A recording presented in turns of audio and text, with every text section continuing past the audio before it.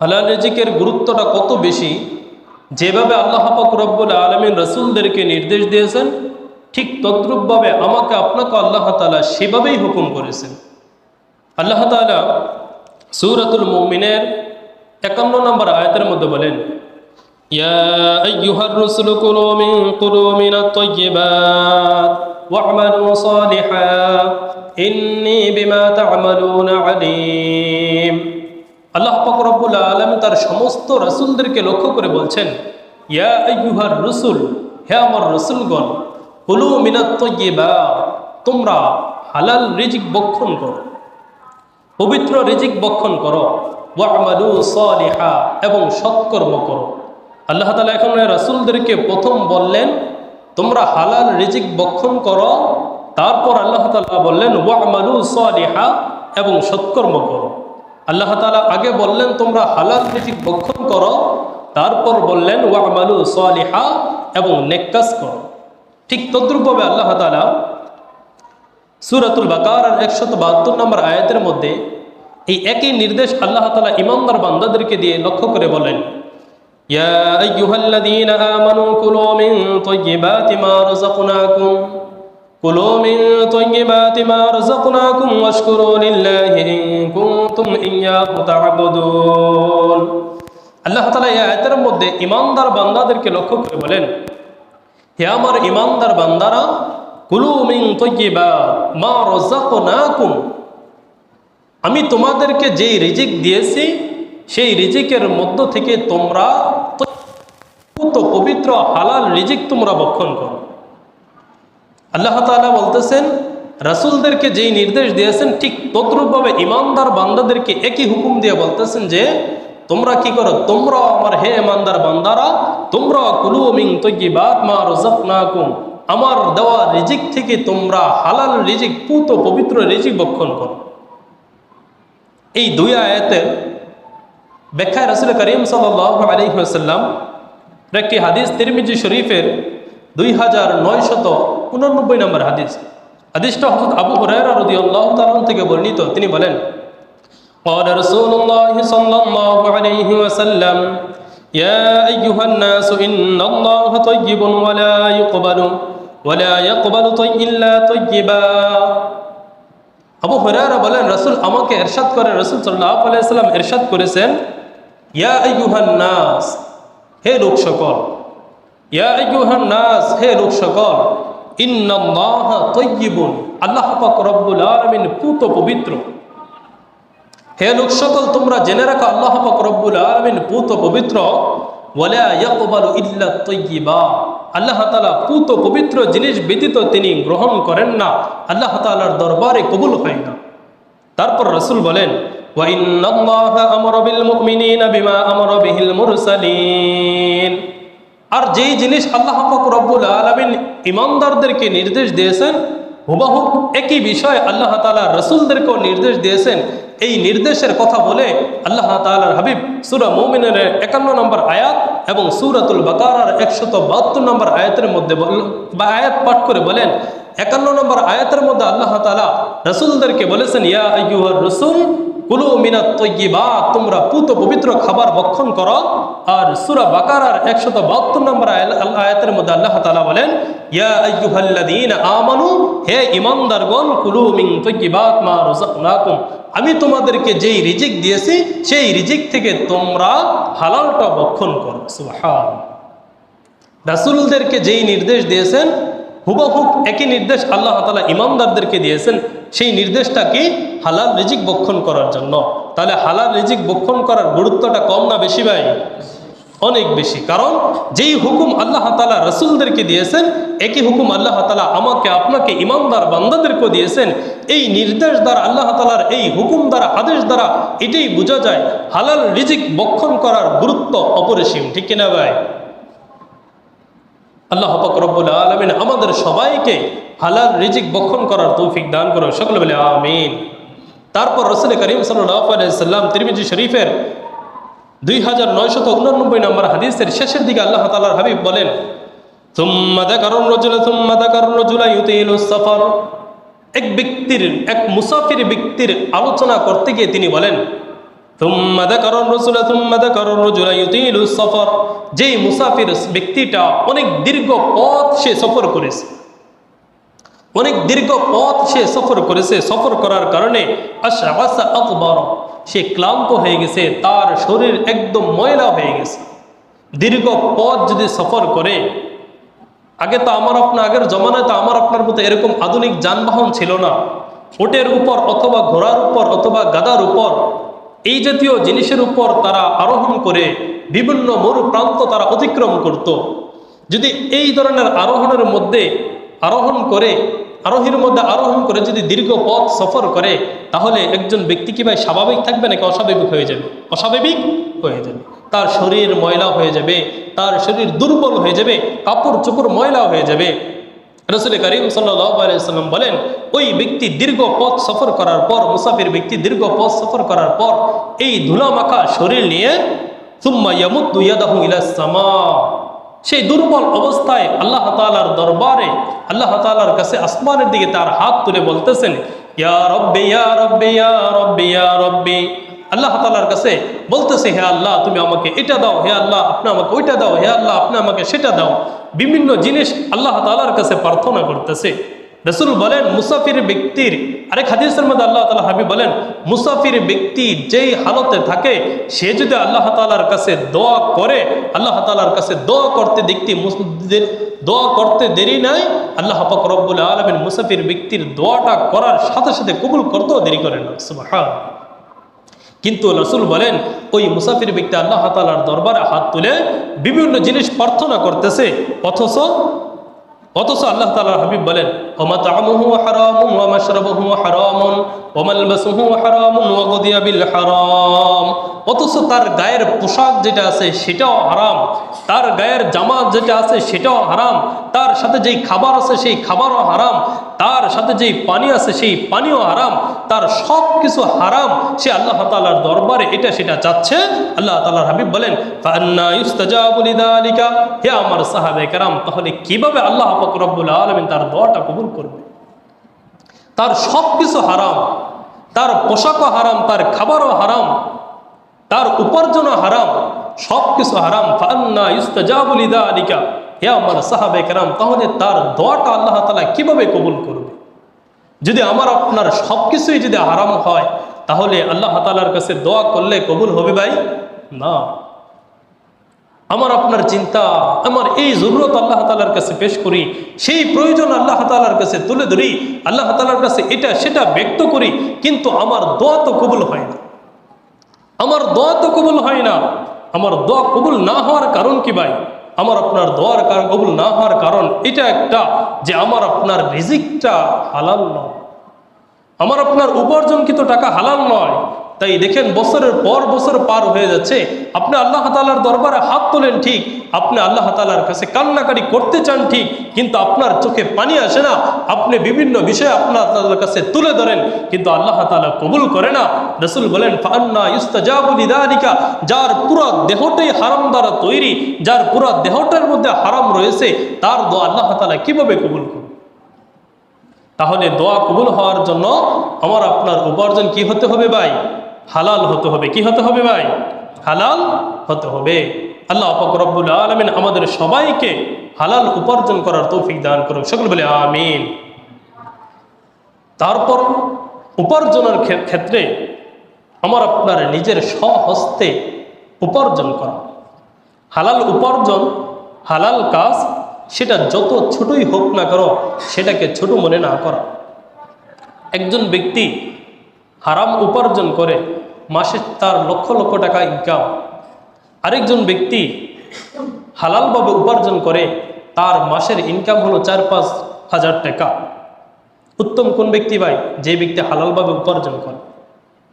লক্ষ টাকা ইনকাম করলো, সেই ব্যক্তি উত্তম নয়। যদি একজন রিক্সা চালক, একজন রিক্সা চালকের টাকাটা যদি হালাল হয়, আর একজন দিনমজুর ব্যক্তির উপার্জনটা যদি হালাল হয়, ওই ব্যক্তির চেয়ে হাজার গুণ উত্তম যার উপার্জন কি হারাম। আরেকজন ব্যক্তি, আরেক হাদিসের মধ্যে রাসূল বলেন, মানুষের কাছে হাত তোলার চাইতে, মানুষের কাছে হাত পাতার চাইতে নিজের হাতে উপার্জন করা এটাও হাজার গুণ উত্তম। নবীগণ নিজে তারা কি করেছেন? নিজের হাতে উপার্জন করেছে। নবীগণ নিজের হাতে উপার্জন করেছে। রাসূল করিম সাল্লাল্লাহু আলাইহি ওয়াসাল্লাম বুখারী শরীফের 2262 নম্বর হাদিসের মধ্যে আল্লাহ তাআলার হাবিব ইরশাদ করেন, হাদিসটা বর্ণিত হযরত আবু হুরায়রা রাদিয়াল্লাহু তাআলা থেকে, খুব মজার একটা হাদিস। عن أبي هريرة رضي الله تعالى عنه قال قال رسول الله صلى الله عليه وسلم ما بعث الله نبيا إلا رعى الغنم। রাসূল বলেন, আমার পূর্বে যত নবী অতিবাহিত হয়েছে প্রত্যেক নবী ইল্লা রাআল গনাম, তারা মেষপাল বকরি চালানোর কাজ করেছে। সুবহানাল্লাহ। আমার পূর্ববর্তী যত নবী ছিল তারা ইল্লা রাআল গনাম, তারা বকরি পালন করেছে, বকরি লালন পালন করেছে, মেষ চালন করেছে। কথা বলেন না, কথা বলেন না, বসে পড়েন। তারা বকরি লালন পালন করেছে, এটা প্রত্যেক নবীরই করেছে। ফাকাল আসহাবুহু, সাহাবায়ে কেরাম বললেন, ওয়া আনতা ইয়া রাসূলুল্লাহ, আপনি কি এই কাজ করেছেন? সুবহানাল্লাহ। রাসূল বলতেছেন পূর্ববর্তী সমস্ত নবীরাই মেষ পালন করেছে, বকরি লালন পালন করেছে। সাথে সাথে সাহাবায়ে কেরাম প্রশ্ন করলেন, ওয়া আনতা ইয়া রাসূলুল্লাহ, আপনি কি এই কাজ করেছেন? আপনি কি মেষ পালন করেছেন, বকরি চড়িয়েছেন? আল্লাহ তাআলার হাবিব উত্তরে বলেন, ফাকাল রাসূলুল্লাহ সাল্লাল্লাহু আলাইহি ওয়াসাল্লাম, নাম, হ্যাঁ, আমি নিজেও বকরি লালন পালন করেছি। আমি বকরি কোথায় লালন পালন করেছি? কুনতু আরআহা আলা করানিত লিআহলি মক্কাহ, আমি হালাল রিজিক উপার্জনের উদ্দেশ্যে মক্কার মানুষের বকরি, মক্কার বিভিন্ন প্রান্তে প্রান্তে আমি নিজে বকরি চড়িয়েছি। সুবহানাল্লাহ। হালাল রিজিক উপার্জন করার উদ্দেশ্যে আমার আপনার নবী সরকায়ে আলম তাজদারে মদিনা জনাবে আহমদ মুহাম্মদ মুস্তাফা সাল্লাল্লাহু আলাইহি ওয়াসাল্লাম নিজেও কি করেছে? মক্কার বিভিন্ন মানুষের বকরি পাহাড়ে পাহাড়ে বিভিন্ন প্রান্তে তিনি চড়িয়েছেন। কিসের জন্য ভাই? হালাল রিজিক উপার্জন করার জন্য। রাসূলের মতো ব্যক্তি যদি বকরি চড়াইতে পারে হালাল রিজিক উপার্জন করার জন্য, আজকে যদি আমার আপনার ধারণা, যদি কথার কথা ইমাম সাহেব যদি এই ধরনের কাজ করে, ইমাম সাহেব যদি এই ধরনের কাজ করে, কোনো খতিব সাহেব যদি এই ধরনের কাজ করে, আমি আর আপনি অবাক হয়ে যাই, আমাদের ইমাম কেন এটা করবে? আমাদের মান সম্মান নষ্ট হয়ে যাবে। অথচ রাসূল করিম সাল্লাল্লাহু আলাইহি ওয়াসাল্লাম নিজে কি করেছেন? বকরি চড়িয়েছেন। কিসের জন্য ভাই? হালাল রিজিক উপার্জন করার জন্য। হালাল রিজিক উপার্জন করার জন্য আল্লাহ তাআলার হাবিব নিজে বকরি চড়িয়েছেন। আর হাদিসের মধ্যে রাসূল বলেন, পূর্ববর্তী নবীদের কথা উল্লেখ করে বলেন, বুখারী শরীফের 2072 নম্বর হাদিস, আল্লাহ তাআলার হাবিব বলেন, عن المقداد رضي الله تعالى عنه قال قال رسول الله صلى الله عليه وسلم ما أكل أحد طعاما قط خيرا من أن يأكل من عمل يده। রাসূল বলেন, নিজের হাতের উপার্জনের টাকা বক্ষণ করার চাইতে আর কোনো উত্তম খাবার আমি হাবিব দেখি না। নিজের স্বহস্তে উপার্জনকৃত টাকার চাইতে উত্তম খাবার আমি হাবিব আর কোনো হাবিব খাবার দেখি না, রিজিক দেখি না। রাসূল বলেন, ওয়া ইন্না নবিয়্যাল্লাহি দাউদ আলাইহিস সালাম কানা ইয়াকুলু মিন আমালি ইয়াদিহি।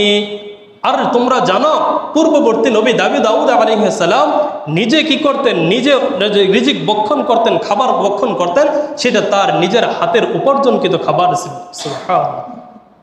তিনি কি কাজ করতেন? বর্ম তৈরি করতেন, যুদ্ধের বর্ম, বিভিন্ন অস্ত্র, এই ধরনের জিনিস তৈরি করে বাজারের মধ্যে বিক্রি করতেন এবং সেই উপার্জনকৃত টাকা তার ওই দাউদ আলাইহিস সালাম বক্ষণ করতেন। কিসের জন্য ভাই? হালাল রিজিকের জন্য। হালাল রিজিক যদি নবীরা অর্জন করার জন্য, উপার্জন করার জন্য আমার আপনার দৃষ্টিতে এই ধরনের ছোটোখাটো কাজও করতে পারে, তাহলে আমি আর আপনি করার ক্ষেত্রে কেন এত বাধা? আমি আর আপনি করার ক্ষেত্রে বিবেকে কেন এত বাধা দেয়? আমি আর আপনি কেন হারামের জন্য ছোটাছুটি করতে থাকি? আমি আর আপনি কেন বেশি টাকা উপার্জন করার জন্য সকল পন্থা অবলম্বন করতে পারি? আরে ভাই, নবীরা যদি হালাল রিজিক উপার্জন করার জন্য তারা যদি বর্ম তৈরি করার কাজ করতে পারে, আমার আপনার হাবিব যদি সকলের সেরা নবী, সকল নবীদের সেরা নবী সরকায়ে আলম তাজদারে মদিনা আল্লাহ তাআলার হাবিব, আমার আপনার নয়নের মণি, আমার আপনার হৃদয়ের স্পন্দন, আমার আপনার হাবিব, যেই হাবিব আমাকে আপনাকে নিয়ে এত চিন্তা ফিকির করেছে, ওই হাবিব যদি হালাল উপার্জনের জন্য মক্কার মানুষের বকরি চড়াইতে পারে, তাহলে আমি আর আপনি কি হয়ে গেল? আমি আর আপনি কি হয়ে গেলাম? আমি আর আপনি কেন হালাল রিজিককে ছেড়ে ছেড়ে আমি আর আপনি হারাম রিজিকের দিকে ছুটি? রাসূল করিম সাল্লাল্লাহু আলাইহি ওয়াসাল্লাম নিজের উপার্জনকে কত গুরুত্ব দিয়েছেন। আজকে তো আমার আপনার সমাজের মধ্যে দেখা যায় মানুষের কাছে চাওয়ার হারটা অনেক বেড়ে গেছে। মানুষের কাছে কোনো কিছু হতে না হতেই হাত পেতে বসে। স্বাভাবিক উদাহরণ দিলে বোঝা যায়, যদি বইঘর স্ট্যান্ড থেকে আমি আর আপনি সাইনবোর্ড মোচরে নামি, অটো থেকে নামতে দিই, ডাইনে বামে 2-4-5 হাত এসে পড়ে সামনে, আসে না ভাই? একজন আর দুইজন সামনে এসে দাঁড়ায়, হিসাব সারা। পুরা সাইনবোর্ড মোচরটা বিভিন্ন এই স্থানগুলোর মধ্যে একজন আর দুইজন ভিক্ষুক নয়, এমন মানুষও থাকে যারা সমস্ত উপার্জন করতে পারে। এমন মানুষ থাকে যারা সমস্ত উপার্জন করতে পারে, টাকাটা পকেট থেকে বের করতে দেরি কয়েকজন এসে হাত পাতে, কয়জনকে দেওয়া যায়?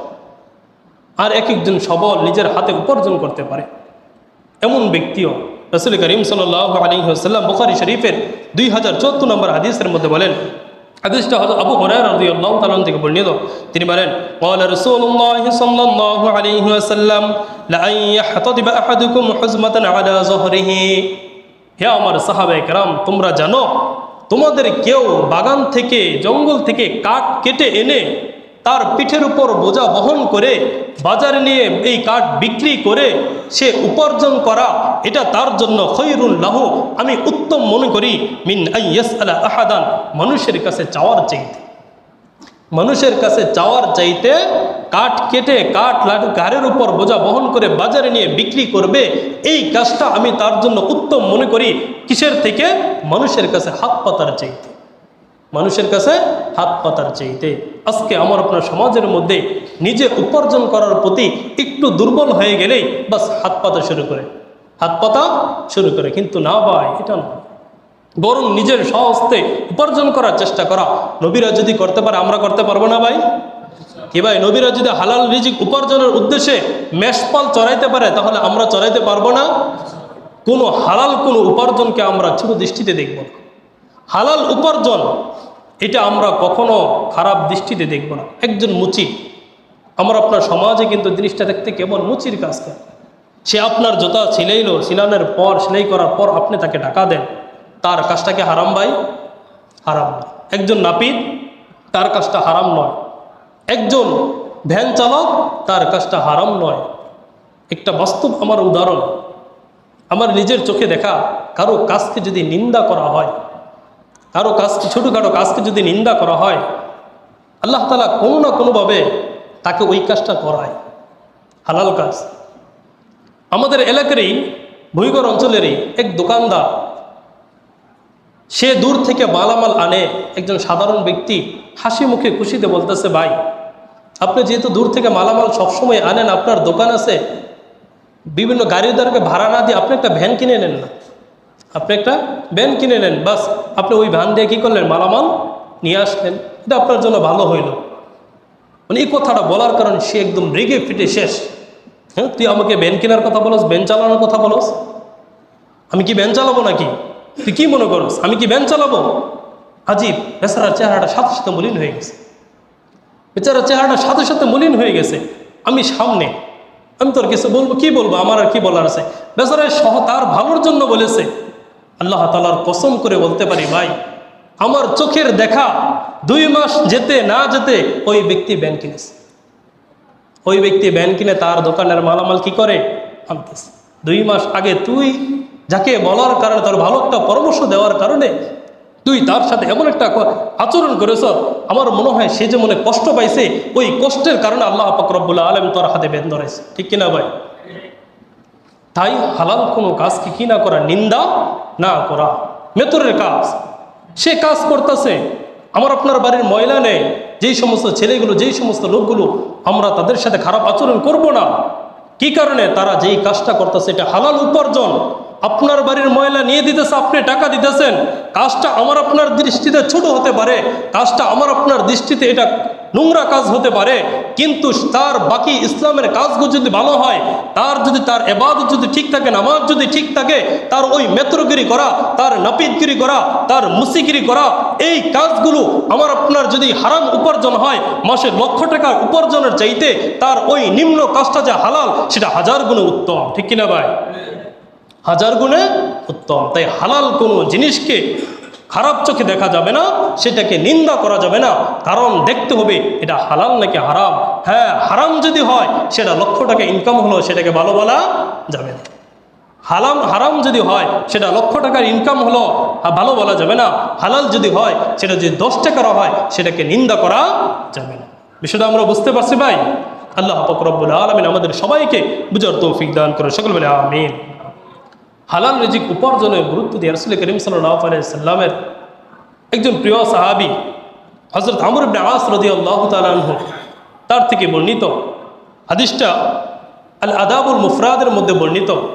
আল্লাহ তাআলার হাবিব রাসূল করিম সাল্লাল্লাহু আলাইহি ওয়াসাল্লাম, হাদিসটা খুব মনোযোগ সহকারে আমরা শুনবো। সাহাবায়ে কেরাম হালাল রিজিক উপার্জন করার প্রতি তারা কত আগ্রহী ছিল, তারা সম্পদ থেকে কত দূরে থাকতো, তারা হারাম উপার্জন থেকে কত দূরে থাকতো এবং তার সম্পদকে কত ভয় পাইত। অর্থাৎ আমর ইবনে আস রাদিয়াল্লাহু তাআলা আনহু তিনি বলেন, বাআতান নবী সাল্লাল্লাহু আলাইহি ওয়াসাল্লাম, তিনি বলেন আল্লাহ তাআলার হাবিব আমাকে ডেকে পাঠান, কোনো এক লোক পাঠান আমার কাছে যেন আমি রাসূলের কাছে যাই। ফাআমারানি আন আখুদা, তিনি আমাকে নির্দেশ দেন আমি যেন গ্রহণ করি। ফাআমারানি আন আখুদা আলাইয়া সিয়াবি ওয়া সিলাহি, রাসূল আমাকে নির্দেশ দিয়ে পাঠান যে আমি যেন যুদ্ধের অস্ত্র শস্ত্র পরে আমি রাসূলের কাছে আসি। ফাফআলতু, আমি তাই করলাম। যুদ্ধ যাওয়ার ক্ষেত্রে যা যা প্রস্তুতি নেওয়া দরকার আমি তা প্রস্তুতি নিয়ে রাসূল করিম সাল্লাল্লাহু আলাইহি ওয়াসাল্লামের কাছে আসলাম। ফাআতাইতুন নবিয়্য সাল্লাল্লাহু আলাইহি ওয়াসাল্লাম ওয়া হুয়া ইয়াতাওয়াজ্জা, আমি রাসূলের কাছে আসলাম, আসার পর দেখতেছি রাসূল ওযু করতেছেন। আমি রাসূলের কাছে আসার পর দেখলাম রাসূল ওযু করেন। ফাসাআদা ইলাইয়াল বাসার, রাসূল ওযু করতেছেন, আমার দিকে দৃষ্টিটা উঠাইয়া তাকাইলেন। তাকানোর পর সুম্মা তাআ, আবার নিচের দিকে রাসূল দৃষ্টি নিলেন। সুম্মা তাআ, আবার নিচের দিকে তিনি দৃষ্টি নিলেন। দৃষ্টি নেওয়ার পর আল্লাহ তাআলার হাবিব আমাকে লক্ষ্য করে বলেন, হে আমর ইবনে আস, হে আমর। ফাকাল রাসূলুল্লাহ সাল্লাল্লাহু আলাইহি ওয়াসাল্লাম, রাসূল বললেন, ইন্নী উরিদু আন আবআতা আলা জাইশিন ফায়ুগনিমুকাল্লাহ, হে আমর আমি চাচ্ছি তোমাকে এক যুদ্ধের সেনাপ্রধান বানিয়ে পাঠাবো। ফায়ুগনিমুকাল্লাহ, আল্লাহ পাক রব্বুল আলামিন এর মাধ্যমে যুদ্ধে বিজয় হওয়ার ফলে যেই গনিমতের মাল তুমি পাইবে এর দ্বারা তুমি একটু স্বাবলম্বী হবে, আমার এটা ইচ্ছা। রাসূল আমর ইবনে আসকে বলতেছেন, আমি তোমাকে যুদ্ধের জন্য পাঠাবো সেনাপ্রধান বানিয়ে, সেখান থেকে যেই গনিমতের মাল আসবে এর মাধ্যমে তুমি একটু স্বাবলম্বী হবে, এটা আমার ইচ্ছা। কার ইচ্ছা ভাই? রাসূলের। কার ইচ্ছা ভাই? রাসূল সাল্লাল্লাহু আলাইহি ওয়াসাল্লামের ইচ্ছা। আল্লাহ তাআলার হাবিব বলেন, ওয়া আরগুবু লাকা রাগবাতান মিনাল মালি সালিহা, আমি তোমার জন্য পুত পবিত্র ভালো সম্পদের ইচ্ছা করেছি। আমর ইবনে আস রাদিয়াল্লাহু তাআলা উত্তরে বলেন, ইয়া রাসূলুল্লাহ মা আসলামতু রাগবাতান ফিল মাল, ইয়া রাসূলুল্লাহ আমি তো ইসলাম ধর্ম এই জন্য গ্রহণ করি নাই যে আমি সম্পদ অর্জন করব। সুবহানাল্লাহ। রাসূল ইচ্ছা করলেন যেন তোমার কি হয়, কিছু সম্পদ হয়। রাসূলকে উত্তর দিলেন কি, ইয়া রাসূলুল্লাহ মা আসলামতু রাগবাতান ফিল মাল, আমি তো ইসলাম ধর্ম এই জন্য গ্রহণ করি নাই যে আমার কি হবে, সম্পদ হবে। আমার সম্পদ হবে এই জন্য আমি ইসলাম ধর্ম গ্রহণ করি নাই। আমার ইসলাম ধর্ম গ্রহণ করার কারণ হলো ইন্নামা আসলামতু রাগবাতান ফিল ইসলাম, আমি তো ইসলাম ধর্ম গ্রহণ করেছি ইসলামের প্রতি আগ্রহী হয়ে, ইসলাম ধর্ম আমার ভালো লেগেছে, এটা একটা কারণ। আরেকটা কারণ হলো ফাআকুনু মা রাসূলিল্লাহি সাল্লাল্লাহু আলাইহি ওয়াসাল্লাম, এবং আমি আল্লাহ তাআলার হাবিবের সঙ্গী হয়ে যাব। সুবহানাল্লাহ। এক ইসলামকে মহাব্বত করে আমি ইসলাম ধর্ম গ্রহণ করেছি, আরেক হলো আমি রাসূলের সঙ্গী হব। আমি কার সঙ্গী হব ভাই? রাসূলের সঙ্গী হব। রাসূল আল্লাহ তাআলার হাবিব আমর ইবনে আসের এই কথা শুনে তিনি বললেন, হে আমর তুমি জানো নি'মাল মালুস সালিহ, নি'মাল মালুস সালিহ লিল মারইস সালিহ, লিল মারইস সালিহ, হে আমর ভালো মানুষের জন্য ভালো সম্পদ কতই না উত্তম। সুবহানাল্লাহ, কত সুন্দর একটা কথা বললেন, নি'মাল মালুস সালিহ লিল মারইস সালিহ, ভালো মানুষের জন্য ভালো সম্পদ কতই না উত্তম। এখানে দুইটা জিনিস লক্ষণীয়। একটা হলো নেককার মানুষের জন্য হালাল সম্পদ কতই না উত্তম। আমর ইবনে আসকে রাসূল লক্ষ্য করে বলছেন, ভালো মানুষের জন্য, নেককার মানুষের জন্য ভালো সম্পদ কতই না উত্তম। এর দ্বারা এটা প্রমাণিত হয় রাসূল আমর ইবনে আসকে কি বলছেন? নেককার মানুষ বলছেন। আরেকটা হলো, আমি আর আপনি যদি নেককার হই, আমার আপনার জন্য, নেককার মানুষের জন্য ভালো সম্পদ, পবিত্র সম্পদ, হালাল সম্পদ, এটা উত্তম, এটা দূষণীয় নয়। হালাল উপার্জন আপনার লক্ষ টাকা হোক, কোটি টাকা হোক, কোনো সমস্যা নেই। হালাল উপার্জন, হালাল সম্পদ আপনার কোটি টাকা হোক, এটা কোনো সমস্যা নাই, এটা ভালো। কিন্তু যদি আপনার উপার্জন যদি হারাম হয়, সেটা যদি 10 টাকা হয়, সেটাও আপনার জাহান্নামে যাওয়ার কারণ হবে। সেটা আপনার কোথায় যাওয়ার কারণ হবে ভাই? জাহান্নামে যাওয়ার কারণ হবে। তাই তাহলে আমরা হালাল রিজিক উপার্জন করবো নাকি ভাই হারাম রিজিক উপার্জন করব? জোরে বলি ভাই, হালাল রিজিক উপার্জন করবো না হারাম? হালাল রিজিক উপার্জন করব। আল্লাহ পাক রব্বুল আলামিন আমাদের সবাইকে হালাল রিজিক উপার্জন করার তৌফিক দান করুক। সকলে বলি আমিন।